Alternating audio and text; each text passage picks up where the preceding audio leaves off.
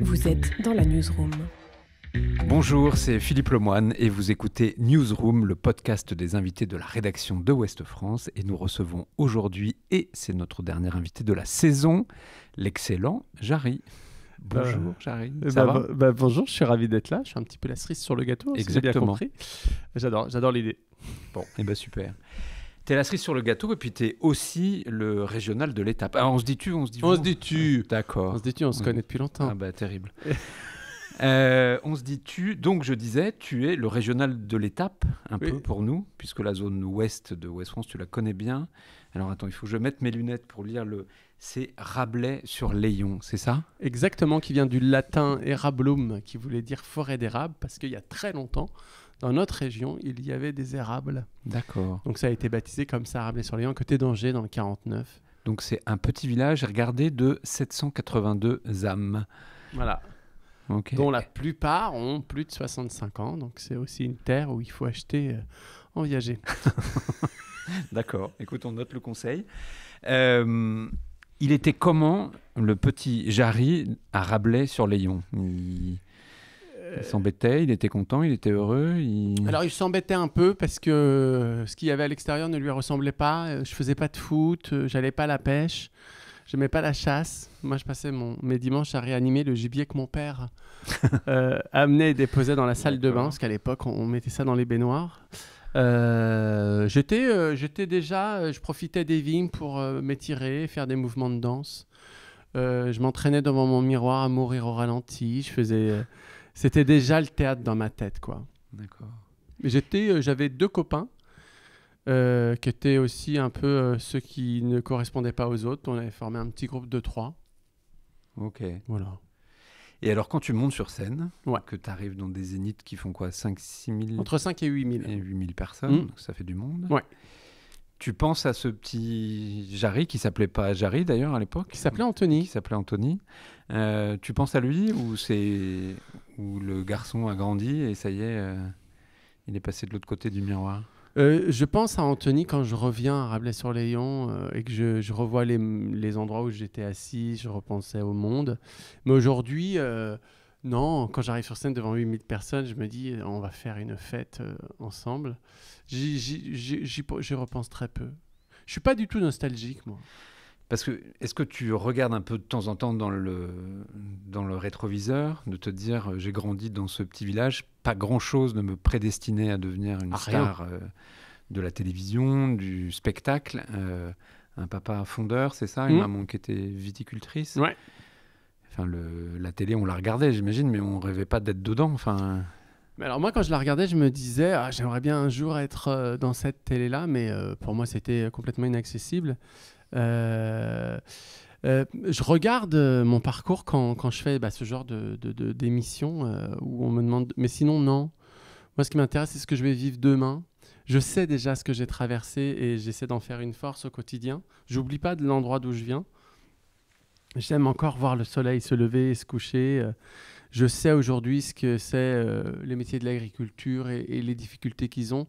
Et je serai toujours là pour porter leur voix. Mais je préfère m'intéresser à demain. Parce que je pense que le passé... Enfin voilà, j'ai pas envie de vivre dans le passé, quoi. Mais non, je suis très content. Mais pour moi, c'est surréaliste. Hein. ouais, il y a encore de la surprise. Ah oui, ouais. mais tout le temps. Des fois, quand je me vois à la télé, je me dis, ça c'est incroyable quand même.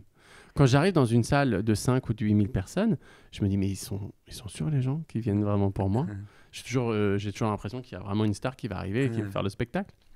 Et alors, qu'est-ce qu'on ressent quand on entend une salle de 8000 personnes rire aux éclats? Et ça vient d'où, ce besoin de faire rire une salle de 8000 personnes aux éclats? Moi, je crois que le rire, quand j'entends les gens, ça vient soigner beaucoup de choses, pour moi en tout cas, sur le fait qu'on peut rire ensemble, que l'être humain, naturellement, quand il a envie d'être soudé et de faire du positif, il y arrive. Donc moi, ça me fait avoir une croyance et une espérance en l'être humain qui est hyper important. Et ce que ça me fait, c'est que je me dis... je sais pas, j'ai l'impression que comme la musique, le rire ça soigne, ça fait du bien aux gens, ça dédramatise, ça pour moi, c'est devenu une drogue aujourd'hui, vraiment, quoi. Si je fais pas rire régulièrement des gens... Tu ressens un truc physique quand tu entends les gens qui rient? Ouais. Ah oui. Il y a quoi? Il y a une petite poussée d'adrénaline? Bah, c'est comme quand on fait l'amour, en fait. C'est la même chose. Il y a du plaisir. J'y penserai. Pardon? J'y penserai. Oui, essayez de vous souvenir. Non, mais je dis même souvent qu'un spectacle, c'est comme faire l'amour avec les gens, c'est-à-dire que on fait tout pour que tout le monde passe un bon moment, donc j'essaie d'être à leur écoute, ils sont à mon écoute, c'est ça. Moi, je me sens profondément vivant et surtout profondément libre. Je sais que personne ne peut arrêter le spectacle à partir du moment où il commence. On va pas me dire on l'a refait, ah t'as bafouillé, ou non, et je trouve que cet état de liberté, il est extraordinaire. Quand tu es arrivé au journal, tout à l'heure, il y a une dame qui est sortie de son bureau, une dame qui est secrétaire chez nous et qui t'est littéralement tombée dans les bras en pleurant. Merci de m'avoir fait rire à un moment où j'en avais besoin. Merci de l'émotion de tout ça. Et c'était très sincère de sa part et très émouvant. Et tu ressens quoi, toi, par rapport à ça? Est-ce que tu mesures que tu déclenches ça chez les gens qui viennent a priori plutôt pour rigoler, quoi? Mais je pense que le rire, c'est une émotion comme la peine, la tristesse, le doute. Moi, je suis tellement, tellement fier que les gens me montrent leurs émotions. Je trouve dans une société où tout est très aseptisé, où on nous dit il faut être fort, il ne faut pas montrer ses émotions, il ne faut pas avoir de faiblesse. Quand les gens se le permettent avec moi, je me dis que j'ai réussi ma mission. Parce que moi, je crois que vivre avec ses émotions, c'est la plus belle des choses. Je pense qu'il n'y a pas de point faible, il n'y a pas de mauvaises émotions, il n'y a pas d'émotion de la honte. Et donc, quand cette femme tout à l'heure m'a dit merci parce que vous m'avez fait du bien dans les moments compliqués, je me dis c'est le but de mon existence. Moi, je crois que je suis né pour faire du bien parce que j'aime qu'on m'en fasse. C'est une belle philosophie. Ouais. Avec les gens bien, ça marche pas avec les cons. Ouais. Mais quand on voit le spectacle, quand on partage cette émotion, c'est assez étonnant de voir à quel point tu peux rassembler dans une salle des gens qui sont de milieux extrêmement différents, d'âges extrêmement différents, d'univers socio-professionnels. Enfin voilà, on voit qu'il y a une espèce de photographie de la France qu'on voit finalement assez peu. En général, on a plutôt l'impression que la France aujourd'hui, elle se divise et qu'elle ne se rassemble pas tellement. Et dans ton spectacle, ces 8000 personnes, ils viennent de tous les horizons, ils rigolent à l'unisson. C'est un peu un exploit dans la société actuelle quand même, non? Je crois que c'est la majorité silencieuse. Je me retrouve en elle parce que je pense qu'il y a des gens qui ont besoin de s'exprimer sur tout parce qu'on ont besoin d'exister. Et puis je pense qu'il y a 80% des gens de ce pays qui ne se sentent pas obligés de s'exprimer sur tous les sujets, mais pour qui d'ailleurs ça n'en est pas des fois des sujets. Moi j'ai l'impression que c'est mon public. Moi j'aime mettre à l'honneur les gens de la campagne, mettre à l'honneur des métiers qu'on ne voit plus, et puis surtout de dire qu'un informaticien, un ingénieur peut se retrouver avec quelqu'un qui est en formation et rire des mêmes choses au même moment. Ça pour moi c'est vraiment ce qui me tient debout. C'est vraiment mon ossature. Quand des fois, j'y crois plus, ou je me dis, putain, on n'y arrivera jamais à vivre ensemble, je ferme les yeux, je pense à ces moments-là, et je sais que c'est possible. C'est pas un fantasme, puisque ça se passe tous les soirs dans mes salles. Et en même temps, tous les soirs, tu descends dans le public et tu te fous allègrement de la gueule. Je rigole avec les gens. Je rigole avec. Tu rigoles avec, pardon. Non, vraiment, c'est important pour moi. Il y a quand même une partie du spectacle qui est très présente où tu vas chambrer. Je vais dire aux gens, attention, on peut rigoler les uns des autres parce que 90% du spectacle, on se fout de ma gueule.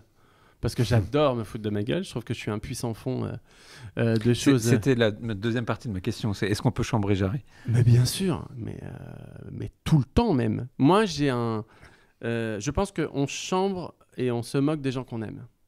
Sinon, on n'y fait pas attention et on ne les voit pas. Donc moi, j'adore dire aux gens, OK, vous pouvez rigoler de moi, mais moi aussi, je vais venir rigoler de vous et avec vous. Et pour moi, c'est important parce que c'est aussi une manière de ralentir les extrêmes. Je pense qu'un discours lisse aujourd'hui rend service aux extrêmes, de droite ou de gauche. Alors moi, je pense qu'il faut les désarmer, ces gens, parce qu'ils jouent avec nos peurs, ils jouent avec nos supposés droits et libertés. Alors encore une fois, je pense que 80% de la population est silencieuse et n'a pas envie de laisser ce pouvoir-là. Donc j'invite les gens à se manifester. Et tu penses que ce spectacle qui est à la fois parfois outrancier, parfois... C'est-à-dire bah, tu vois bien, Non. vas-y, va jusqu'au bout, dis. Vas-y, dis. Outrancier. Bah, tu fais un peu, t'en fais un peu des caisses, quoi, clairement, et en même temps, tu rassembles. C'est-à-dire que les gens, enfin oui, se retrouvent en toi, même s'ils ne partagent pas. Mais je pense qu'on a tous ce côté outrancier. Moi, je suis sûr que je passe une semaine avec toi, tu vas me surprendre sur des trucs, je vais dire putain, j'aurais jamais pensé que tu ferais ça, mais parce que on va aller à une soirée déguisée, que tu vas décider de te déguiser, je sais pas moi, en ménagère ou en prostituée, et je vais te dire ah ouais, j'aurais jamais cru que tu étais capable de te déguiser en femme. Tu vas me dire bah c'est pour le délire. Ça veut pas dire qu'on est forcément ça. Je l'ai déjà fait. Vous l'avez déjà fait, bah voilà. Moi, je suis un peu choqué là parce que je ne m'attendais pas à ça. Non, mais je pense qu'aujourd'hui, le fait que tout soit lisse, on nous oblige à nous maintenir et à être ce qu'on est dans une zone qui est très, très étroite. Mais la réalité, c'est qu'on est tous capables de se mettre en colère, on est tous capables de péter des plombs, on est tous capables d'être drôles, Ben moi, je m'autorise tout. Voilà. Donc, si j'ai envie d'être folle, hystérique sur scène, bah, ça fait du bien déjà, hein, parce qu'on laisse s'échapper des choses. Si j'ai envie d'être intime et de faire part de choses qui me sont difficiles, je le fais et je me dis pas je suis dans l'outrance ou dans l'impudeur. Je me dis juste que ce que je suis, ce que je donne à ce moment-là va faire du bien à des gens. Parce qu'ils vont se dire, mais oui, il a raison. Et il y a aussi une forme de réconciliation sur scène, c'est celle avec ton père. Ouais. Et qui, j'imagine, doit parler aussi à pas mal de gens. Oui, parce que ça fait 21 ans maintenant que mon père est parti. Mes deux anciens spectacles, je voulais parler de mon père, mais je ne trouvais pas la porte d'entrée. Et je me disais, mais c'est pas très drôle. Puis dans le spectacle, bonhomme, parce que je me suis posé la question de c'est quoi un bonhomme? Est-ce que c'est un mec qui va à la chasse à la pêche ou est-ce que c'est un homme bon? Et du coup, j'ai eu envie de parler de mon père, parce que je pense qu'il m'a transmis des valeurs, même si on était quelque chose de dur dans nos rapports, qui m'ont permis d'être profondément ancré dans la réalité. Donc j'avais envie de lui rendre cet hommage-là. Et parce que c'était un chasseur, et que moi, la chasse, ça me fait rire. Tu as l'air d'être beaucoup plus à l'aise avec un bâton de majorette, c'est d'ailleurs assez spectaculaire, qu'avec un fusil de chasse. Oui, oui. Bah, c'est sûr que les deux, je peux les manipuler de la même manière, mais avec l'un, je tue personne. Mais ce serait tellement génial de voir des chasseurs chasser en étant majorette. Ça amènerait du fun. J'ai l'image. Oui, mais oui, c'est ça qui est rigolo. Non, mais... C'est le fait d'être papa aussi Ouais, le fait d'être papa, ouais. Bah, le fait... j'ai dit un jour dans un de mes sketchs, et ça allait choquer les gens, j'avais dit le fait d'être papa, je me sens normal. Et tout le monde m'a dit, mais t'es normal. En fait, je suis entré dans une forme de norme. Dire d'un couple d'hommes, je suis devenu une famille. Et c'est dingue parce que c'est venu apaiser plein de choses chez moi. Parce que je pense que quand on découvre son homosexualité, il y a une grande injustice qui se met en place, qui est d'abord quelque chose qu'on n'a pas choisi, donc on est obligé soit d'accepter ou de subir, et puis le regarder d'une certaine catégorie sociale qui nous verra jusqu'à la fin de notre vie que dans notre sexualité. Et je trouve que c'est difficile, ça. Donc le fait d'être papa, d'emmener mes enfants à l'école, d'être une famille, ça m'a apaisé sur plein de choses. D'abord parce que je trouvais que c'était injuste, du fait que je sois homosexuel, que je ne puisse pas être père, d'une manière en tout cas qui me semblait juste, parce que j'aurais très bien pu faire l'amour à une femme et être papa de cette manière-là, mais ça aurait été injuste pour cette femme. Je l'aurais juste utilisé pour obtenir et être papa. Et ça, c'est pas la vie que j'ai envie de mener. Il y a une chose qui est très présente dans ton univers, c'est les réseaux sociaux sur lesquels tu cartonnes. On parlait tout à l'heure de 300 millions de vues ces derniers temps, ce qui est juste énorme. C'est beaucoup. Toi, c'est un outil de travail qui est donc très utile, qui fait du bien aux gens parce que ça les fait rire aussi sur les réseaux sociaux. Il y a aussi une part un peu toxique des réseaux sociaux aujourd'hui dont on mesure l'importance et le danger auprès notamment des adolescents. Comment tu gères ce parallèle Moi, je le fais parce que je me dis qu'il y a des gens qui ne peuvent pas mettre 40 € pour venir me voir en spectacle et qui ont autant besoin que les gens qui viennent me voir de rire et d'avoir un peu de lumière dans leur quotidien. Et j'avais commencé pendant la pandémie, pendant le Covid, et je voyais à quel point les gens en avaient besoin pour rigoler, dédramatiser. Donc, je me dis, si j'ai ce talent-là, il faut que ça puisse profiter à un maximum. Donc, je le fais sur les réseaux pour ça. Après, j'ai énormément conscience que les réseaux sociaux aujourd'hui... affaiblissent d'un point de vue psychologique les adolescents parce que les algorithmes nous nourrissent de choses. Il suffit que tu regardes une vidéo de violence, après il va te proposer une centaine de vidéos liées à la violence. Et je pense que même si on ne s'en rend pas compte, l'impact sur le cerveau et sur ce qu'on est catastrophique. Moi, je crois que c'est comme toute bonne chose, quoi. Si toute sa vie, on mange que des bonbons pour se nourrir, on va très vite avoir des problèmes de santé. Donc, c'est encore une question de gestion. Moi, je crois qu'il faut, quand on a moins de 12 ans, ne pas avoir accès aux réseaux sociaux. On a le temps de se rendre compte de l'horreur et de la société et des fois de la violence. Mais laissons nos enfants grandir, s'épanouir et ils auront bien le temps d'arriver sur les réseaux. La tournée, elle continue encore du spectacle. Et après, la page d'après, c'est quoi ? Ce sera une jolie page, en tout cas. Une énorme page. Une énorme page.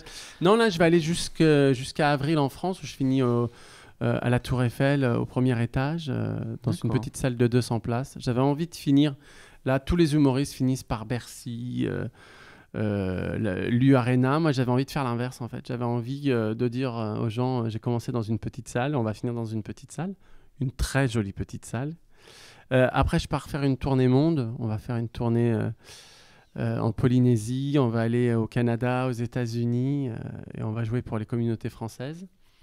Après, je pense que je vais prendre 1 an pour me ressourcer et peut-être faire plus de fiction. Et je reviendrai avec un nouveau spectacle pour mes 50 ans. Donc là, j'en ai 47, je vais avoir 48 dans 1 mois et demi. Donc je reviendrai après dans 2 ans. À Lyon ? Oui, je suis du 5 août. Lyon, ascendant Lyon. T'es Lyon ? 29 juillet. Et t'es ascendant quoi ? Je ne sais pas. Ok, t'es né à quelle heure ? Je sais pas. C'est vrai ? Je sais pas. T'as un carnet de santé quand même. Faut demander à ta maman. Merci, Jarry. T'es Lyon, je le savais, je sentais qu'il y avait un truc. Mais on a beaucoup de points communs. Moi aussi, je me suis déjà déguisé en femme. Tu vois, c'est dingue. Hein. C'était le podcast des révélations. Merci beaucoup, Jarry. Continue à nous faire rire et à nous faire du bien. Et merci Ouest France de représenter cette France qu'on voit jamais et qu'on met jamais en lumière. Merci. Merci.